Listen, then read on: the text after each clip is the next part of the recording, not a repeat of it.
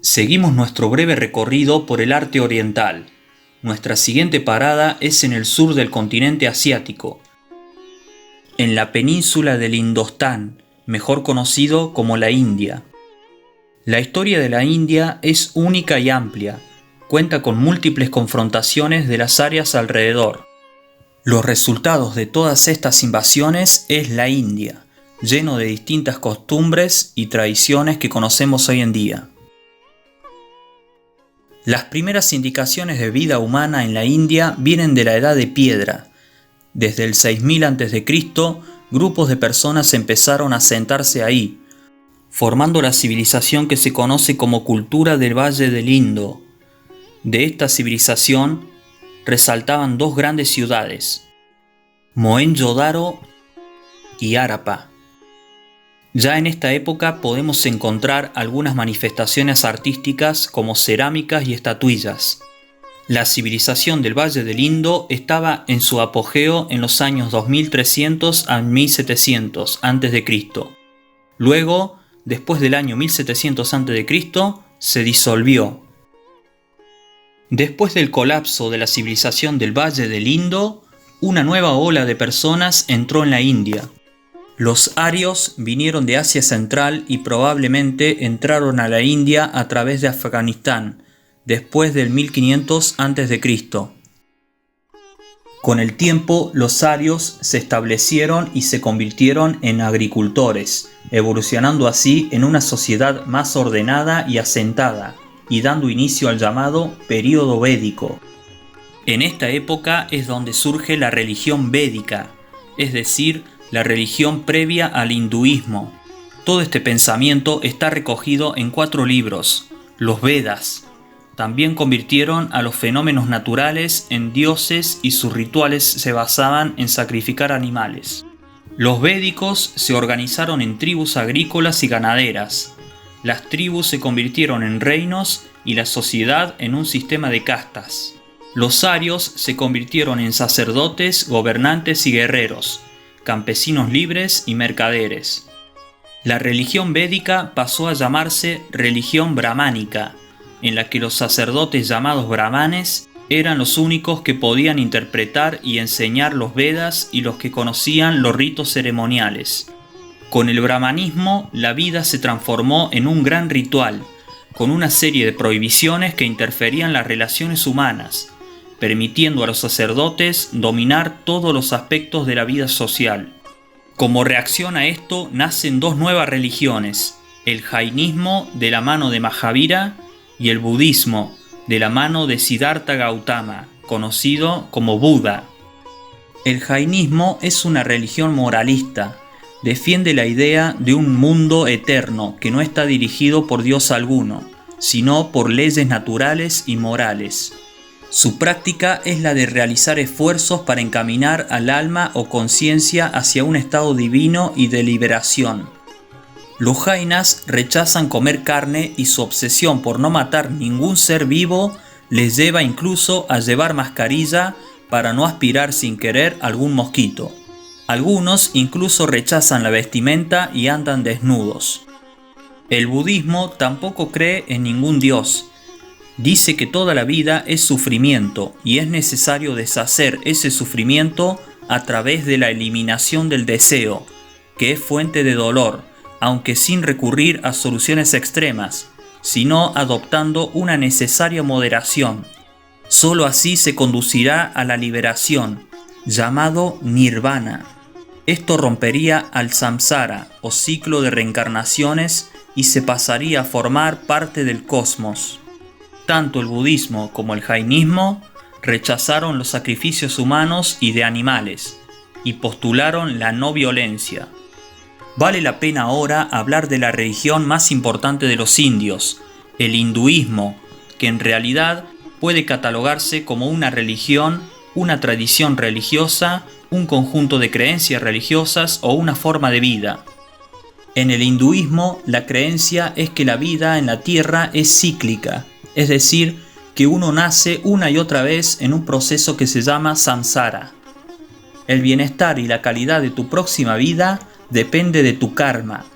es decir, las conductas y acciones de tu vida actual. Si en esta vida vives una vida de bien y acorde, en tu próxima vida tendrás más chances de renacer en una casta más alta o en mejores circunstancias. Pero teniendo un muy mal karma, puede que renazcas en un animal. Solo siendo humano se puede escapar del ciclo de la reencarnación y alcanzar la liberación o moksha. A diferencia del jainismo y el budismo, el hinduismo acepta diversos dioses. Entre los más conocidos se encuentran Brahma, Vishnu, Shiva, Kali y Ganesha.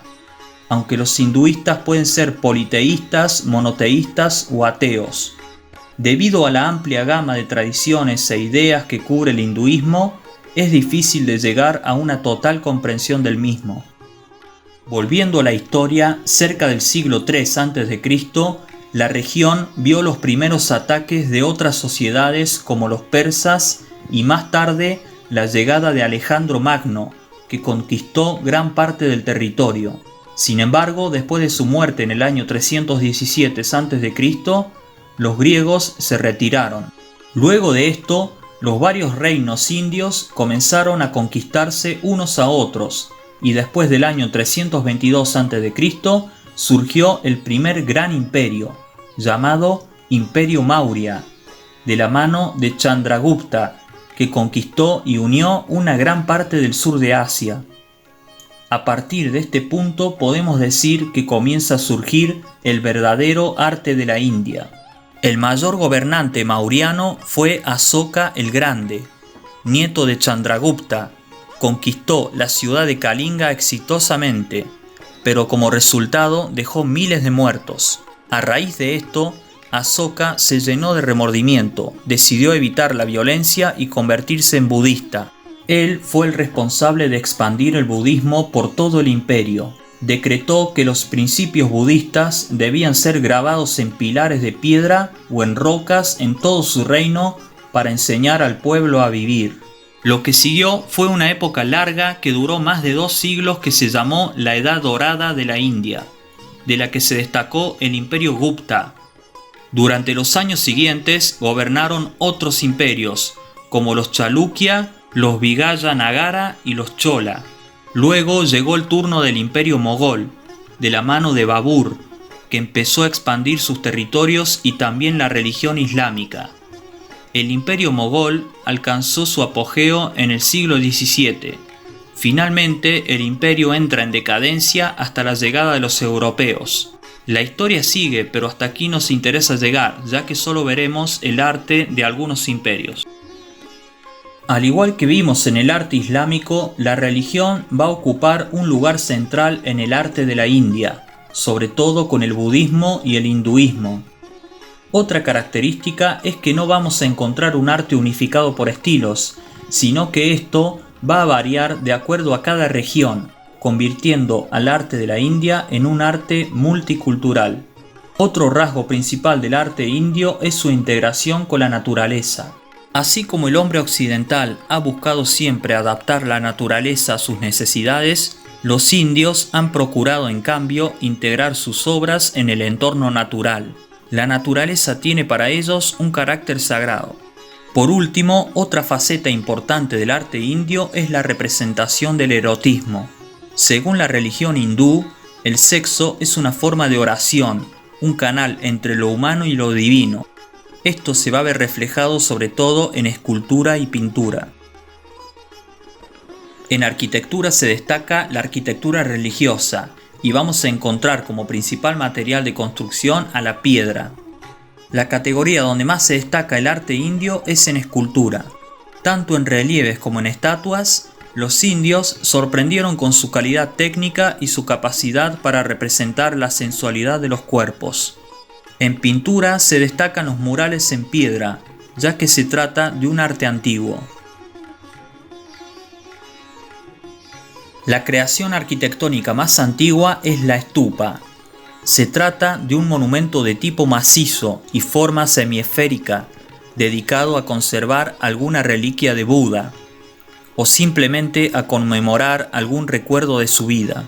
Estas estupas fueron mandadas a construir por toda la India por orden del rey Asoka para propagar el budismo. La más conocida es la gran estupa de Sanchi. La estupa consiste en un montículo semiesférico de tierra revestido con ladrillo refractario. Este edificio está rodeado por una balaustrada de piedra que imita la madera, llamada védica. La védica tiene 4 aberturas en la dirección de los puntos cardinales. Cada puerta se llama Torana y muestra en relieve los pasajes de la reencarnación de Buda, su figura de príncipe, la iluminación y sus sermones. En la cúspide de la estupa hay otra védica llamada Jármica, inaccesible y con fines simbólicos. En el centro de esta hay un florón con 3 discos de piedra, en equilibrio sobre una columna de apoyo, llamado Chatris, y representa el eje del universo. La Chaya es otro tipo de monumento búdico de los primeros tiempos. Son lugares de oración excavados en la roca.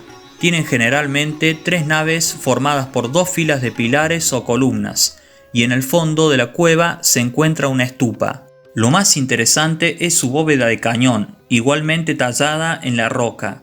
Con el tiempo, la estupa central fue sustituida por una escultura de Buda. En los siglos VI y VII, al decaer el budismo y extenderse el hinduismo con sus divinidades védicas, se siente la necesidad de nuevos templos donde rendir culto al numeroso Olimpo brahmánico. Así nacen los templos rupestres de Ellora.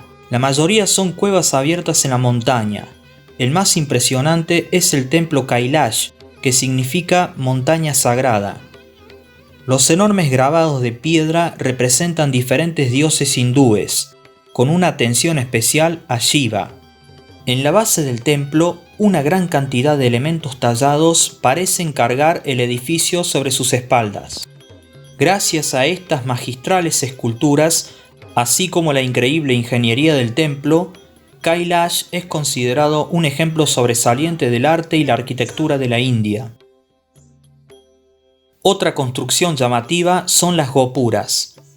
Estas son torres de forma piramidal y entrada monumental, profundamente ornamentada, es decir, que están cubiertas por una decoración exuberante.